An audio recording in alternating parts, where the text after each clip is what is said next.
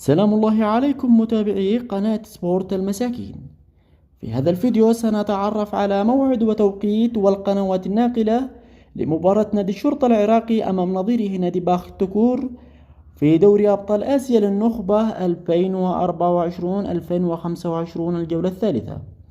قبل أن ندخل في أي تفاصيل لا تنسى الاشتراك في القناة وتفعيل جرس الإشعارات والصلاة على خير البشر محمد صلى الله عليه وسلم. يواجه نادي الشرطة نادي باخ التكور يوم الاثنين الموافق 2024 شهر 10 يوم 21 عند الساعة 7 مساء بتوقيت العراق، 6 مساء بتوقيت السودان، 5 مساء بتوقيت تونس والجزائر والمغرب.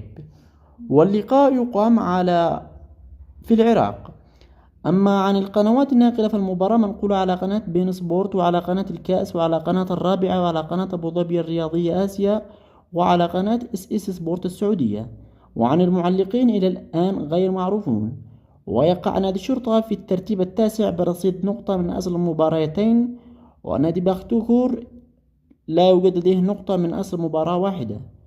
وصلنا إلى نهاية الفيديو، نتمنى أن ينال الفيديو إعجابكم ودمتم في أمان الله.